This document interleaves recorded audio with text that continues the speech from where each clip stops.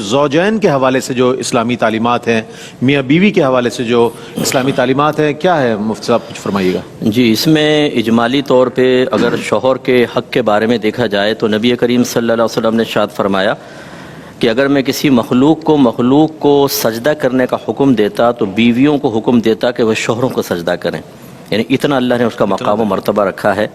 ایک روایت کے مطابق کچھ والدین تھے، وہ اپنی ایک بچی کو لے کر آئے کہ رسول اللہ یہ شادی نہیں کرتی ہے، تو رحمت کونین صلی اللہ علیہ وسلم نے اس کی وجہ دریافت کی تو اس نے عرض کی رسول اللہ صلی اللہ علیہ وسلم پہلے مجھے بتائیے کہ شوہر کا بیوی پر حق کیا ہے۔ رحمت کونین صلی اللہ علیہ وسلم نے فرمایا کہ شوہر کا یہ حق ہے کہ اگر اس کا پورا جسم خون اور پیپ سے بھرا ہو اور عورت اپنی زبان سے چاٹ کر اس کو صاف کر دے تب بھی اس کا حق ادا نہیں کر سکتی۔ مراد یہ ہے، یہ تو ایک حصی مثال دی سرکار نے جو قابل کراہت ہے، یعنی بظاہر کراہت آتی ہے، مراد یہ ہے کہ شوہر کی طرف سے کتنے ہی ناپسندیدہ معاملات ہوں، بیوی کو صبر و تحمل سے کام لینا ہوگا۔ تو اس بچی نے کہا یا رسول اللہ بس یہی بات ہے کہ میں اپنے آپ کو اس قائل نہیں سمجھتی کہ میں یہ حق ادا کر سکوں گی۔ تو رحمت کونین صلی اللہ علیہ وسلم نے اس کے والدین کو پھر منع کر دیا کہ اس کو فورس نہ کیا جائے۔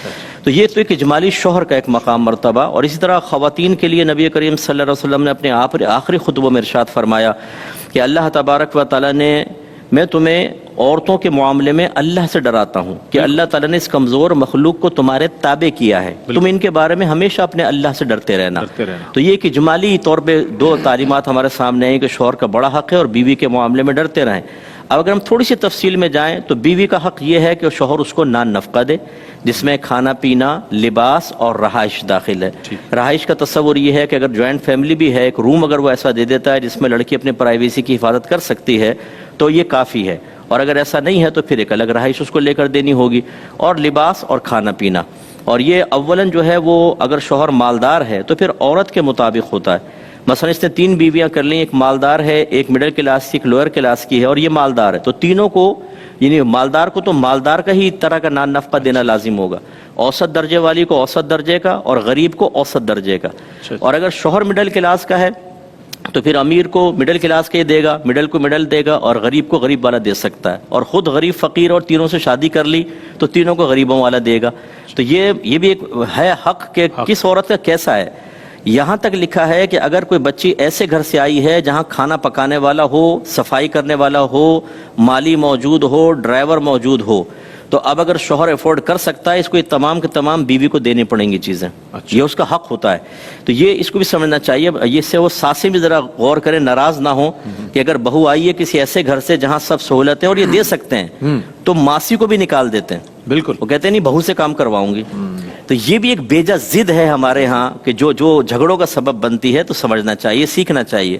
اس کے علاوہ بیوی کی تربیت کرنا شوہر کے اوپر بہت بڑا حق ہے۔ یا ایھا الذین آمنوا قوا انفسکم واہلکم نارا وقودھا الناس والحجارہ، اے ایمان والو اپنے آپ کو اور گھر والوں کو جہنم کی ساکھ سے بچاؤ جس کا ایندھن آدمی اور پتھر ہے۔ اور مرد حضرات اکثر اس حق سے غافل ہے۔ بیوی اگر آئی ہے اسے عقیدے کی معرفت حاصل نہیں ہے تو وہ دینی ہوگی، احکام شرعیہ عملیہ سکھانے ہوں گے، گناہوں کی معرفت دینی ہوگی، اس کو گناہوں سے روکنا ہوگا، اسے نیکی کا حکم دینا ہوگا۔ یہ عورت کا حق ہے، جو اگر شوہر ذمہ داری پوری نہیں کرے گا تو جہنم کا عذاب ہے۔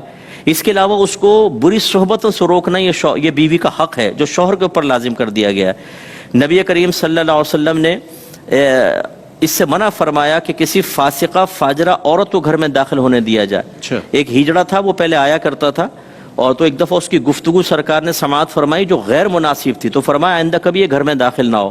اور ایک نے اپنے ہاتھ پر وہ لگا لی تھی مہندی، تو اس کو جلا وطن کر دیا تھا۔ تو یعنی گھر کے اندر صحبت میں بھی دیکھنا ہوگا۔ اس لیے اعلیٰ حضرت امام اہل سنت نے لکھا کہ اگر شوہر کی بیوی کی بہن یعنی سالی، سسٹر ان لا، وہ فاسقہ فاجرہ ہے تو شوہر پر واجب ہے کہ اپنی بیوی کو اس سے ملنے سے روکے، کیونکہ اس کی بری عادت اس میں سرایت کر جائیں گی۔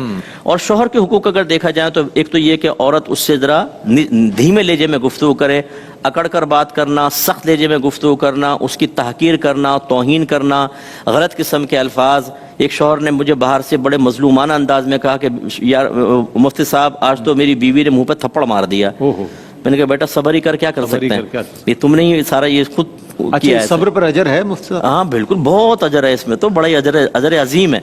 اسی طرح گالیاں دینا شوہر کو، اور اسی طرح اگر شوہر جسمانی تعلق کے لیے بلائے اور کوئی شرعی عذر نہ ہو، کوئی شرعی وجہ، تو عورت کو ماننا واجب ہے. نبی کریم صلی اللہ علیہ وسلم نے ارشاد فرمایا اگر شوہر بیوی کو اپنے پاس بلائے اور بیوی انکار کر دے تو پوری رات فرشتے اس پر لعنت کرتے رہتے ہیں. اور ایک روایت میں فرمایا کہ جب تک وہ رجوع نہ کر لے اس پہ لعنت ہوتی رہے گی.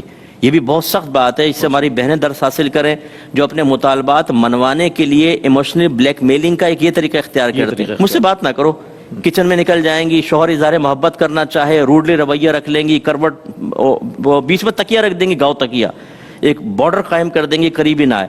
اب وہ شوہر بیچارہ تڑپ رہا ہے, وہ بھی جانتی ہیں کہ شوہر جو ہے اس کو اسی طرح میں قائل کر سکتی ہوں, لیکن یہ نہیں سوچ رہی کہ پوری رات فرشتے لعنت کرتے رہیں گے اور اسی حالت میں مر گئی تو کیا انجام ہوگا.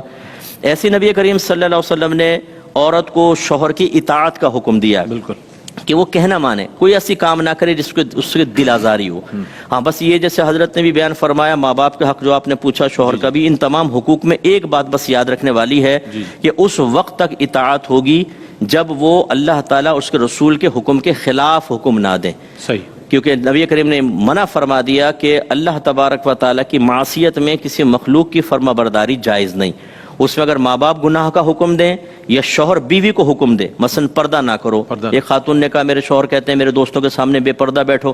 میں نے کہا یہ تو ٹھیک نہیں ہے. تو میرے شوہر نے کہا جب میں ان کے گھر جاتا ہوں ان کی بیویاں بھی میرے سامنے بیٹھتی ہیں. یعنی کتنی زبردست دلیل دی ہے اس نے, دیکھیں کہ بھائی وہ جب دعوت نظارہ دے رہے ہیں تو تم بھی اس کے لیے راضی ہو جاؤ. اور بعض بیویوں کو ایسے کپڑے پہننے کا حکم دیتے ہیں, ایسا فیشن کرنے کا حکم دیتے ہیں جو شریعت میں جائز نہیں ہے. ایسی صورت میں بیوی کو نہیں ماننا ہوگا. اسی طرح ایک بہن نے مجھے ابھی کل ایک میسج کیا کہ میرے شوہر حالت روزہ میں جسمانی تعلق قائم کرنے کو کہتے ہیں, خود روزہ نہیں رکھتے اور مجھے کہتے ہیں جسمانی تعلق قائم, میں حالت روزہ میں ہوتی ہوں کیا کروں بتائیں, اور ورنہ مجھے طلاق کی دھمکیاں دیتے ہیں اور مار پیٹ کرتے ہیں. انہیں ظلم کی کوئی انتہا ہے, آپ اندازہ کریں, اور جہالت کی انتہا ہے. اس میں پھر بہن کو یہ کہا کہ آپ اپنے موقع پر قائم رہیں, اللہ آپ کی مدد کرے گا, لیکن اس میں مخلوق کی اطاعت جائز نہیں ہے. تو یہ تھوڑا سا اسی لیے ہم نے کہا کہ معرفت حاصل جب تک نہیں ہوگی تب تک ہم صحیح بیلنس لائف نہیں گزار سکتے. ڈس بیلنسی ہمیشہ قائم رہے گی. ایک اپنا حق سمجھ کر اس کو حاصل کرے گا, فرض سے غافل رہے گا, دوسرا دوسری چیز کو حق سمجھے گا اور اس سے غافل رہے گا, اور اس طرح یہ دونوں پھر برود قیامت ایک مواخذے میں گرفتار ہوں گے اور اپنے بچوں کے لیے برے رول ماڈل بنیں گے. اس لیے ان تمام چیزوں پہ توجہ رکھنی چاہیے. شوہر کے بیوی پر اور بیوی کے شوہر پر جو حقوق ہیں اس کی معرفت بہت ضروری ہے. جب یہ معرفت نہیں ہوتی تو گھر میں پھر لڑائی جھگڑے ہوتے ہیں, فسادات ہوتے ہیں, یعنی کہ قطع تعلق تک ہو جاتا ہے, طلاق اور خلا تک نوبت پہنچ جاتی ہے. یہ ہمارے معاشرے کے وہ مسائل ہیں کہ جو دنوں رات جس کی خبریں آپ سنتے اور دیکھتے رہتے ہیں, یہ سب چیزیں ہمارے معاشرے کا حصہ ہے, جس کے حوالے سے مفتی صاحب نے بہت ہی بنیادی باتیں ارشاد فرمائی ہیں.